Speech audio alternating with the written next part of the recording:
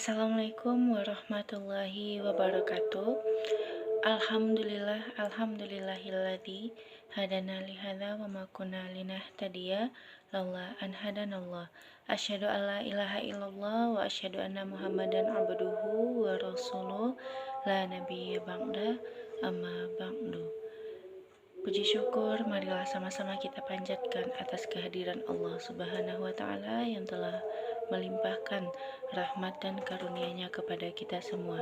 Selawat beriringan salam tidak lupanya kita panjatkan terhadap junjungan umat, yakninya Nabi Muhammad SAW. Yang terhormat Bapak Roni Effendi MH selaku dosen pengampu mata kuliah Hukum Pidana. Sebelumnya perkenalkan, saya Aulia Natasha dengan NIM 2330 203013 dari kelas HTNA. Adapun tujuan saya membuat video ini adalah untuk memenuhi salah satu tugas ujian tengah semester dalam mata kuliah Hukum Pidana. Nah, pada kesempatan ini saya akan membahas tentang pertanggungjawaban hukum korporasi atau badan hukum. Di dalam hukum pidana ada dua subjek hukum, yaitu manusia dan badan hukum. Kedua subjek hukum ini dapat dimintai pertanggungjawaban pidana akibat dari perbuatan mereka. Nah, korporasi sebagai subjek hukum merupakan ciptaan hukum layaknya seperti manusia, yaitu memiliki hak dan kewajiban, dapat dimintai pertanggungjawaban pidana atas perbuatan yang dilakukan untuk perbuatan yang melawan hukum atau perbuatan yang menimbulkan akibat yang dilarang. Secara teoritis, kesalahan itu dibagi dua, yaitu kesengajaan dan ketidaksengajaan atau kealpaan.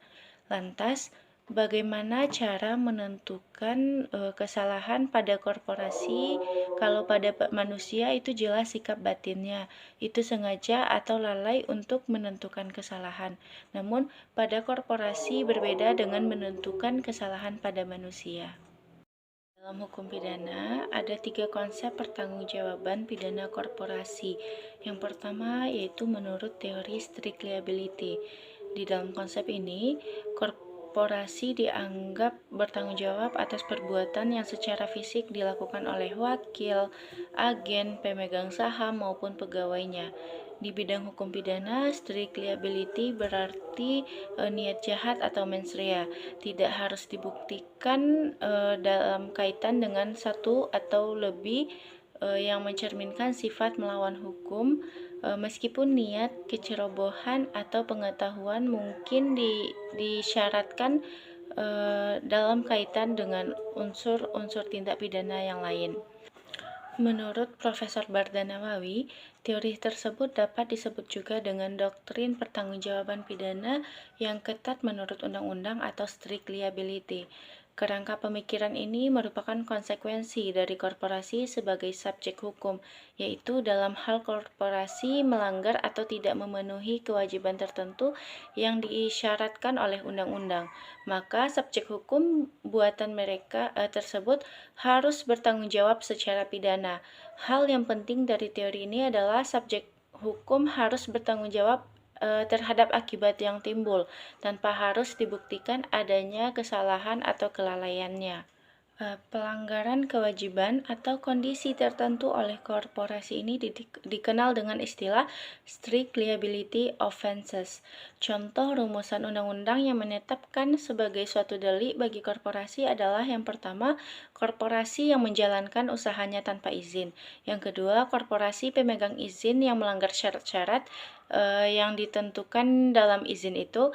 Konsep yang kedua yaitu teori vicarious liability, yang mana berdasarkan teori ini secara umum dapat dikatakan bahwa atasan harus bertanggung jawab atas apa yang dilakukan oleh bawahannya, sebagaimana didefinisikan bahwa prinsip hukum atau vicarious liability adalah seseorang yang bertanggung jawab atas perbuatan yang dilakukan oleh orang lain, ketika keduanya termasuk dalam suatu perbuatan kegiatan gabungan atau kegiatan bersama.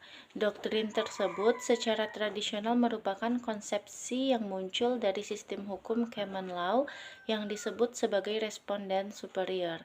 yaitu tanggung jawab sekunder yang muncul dari Doctrine of Agency, di mana atasan bertanggung jawab atas perbuatan yang dilakukan oleh bawahannya.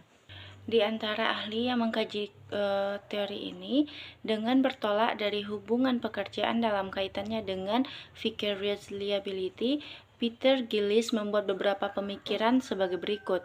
Yang pertama, suatu perusahaan seperti halnya dengan manusia sebagai pelaku atau pengusaha dapat bertanggung jawab secara mengganti untuk perbuatan yang dilakukan oleh karyawan atau agennya. Pertanggungjawaban demikian hanya timbul untuk delik yang mampu dilakukan secara vicarious. Yang kedua, dalam hubungannya dengan employment principle, delik-delik ini sebagai dasar atau seluruh merupakan summary offenses yang berkaitan dengan peraturan perdagangan. Dan yang ketiga, kedudukan majikan itu agen dalam ruang lingkup pekerjaannya tidaklah relevan. Menurut doktrin ini, tidaklah penting bahwa majikan itu sebagai korporasi maupun secara alami tidak telah mengarahkan atau memberi petunjuk atau perintah pada karyawan untuk melakukan pelanggaran terhadap hukum pidana. Bahkan dalam beberapa kasus, vicarious liability dikenakan terhadap majikan walaupun karyawan melakukan perbuatan bertentangan dengan instruksi, berdasarkan alasan bahwa perbuatan karyawan dipandang sebagai telah melakukan perbuatan itu dalam ruang lingkup pekerjaannya. Oleh karena itu, apabila perusahaan tersebut terlibat pertanggungjawaban muncul sekalipun perbuatan itu dilakukan tanpa menunjuk pada orang senior di dalam perusahaan.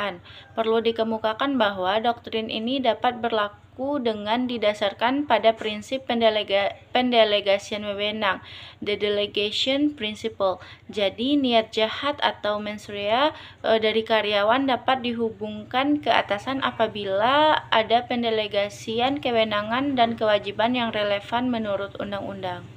Nah, teori yang ketiga yaitu teori identification, pertanggungjawaban pidana langsung atau direct liability, yang juga berarti non-vicarious, menyatakan bahwa para pegawai senior korporasi atau orang-orang yang mendapat delegasi wewenang dari mereka dipandang dengan tujuan tertentu dan dengan cara yang khusus sebagai korporasi itu sendiri, dengan akibat bahwa perbuatan dengan sikap batin mereka dipandang secara langsung menyebabkan perbuatan-perbuatan tersebut atau merupakan sikap batin dari korporasi.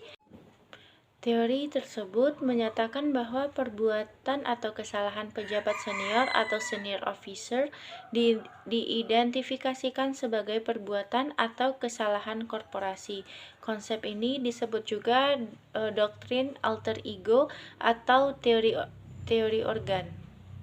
Nah, dalam pandangan Profesor Dr. Barda Nawawi, pengertian pejabat senior korporasi dapat bermacam-macam, meskipun pada umumnya pejabat senior adalah orang yang mengendalikan perusahaan, baik sendiri maupun bersama-sama, yang biasa disebut para direktur dan manajer.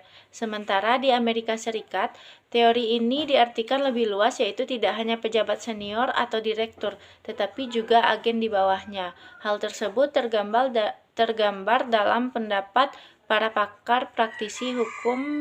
Nah, sekian penyampaian materi dari saya. Saya akhiri dengan Assalamualaikum warahmatullahi wabarakatuh.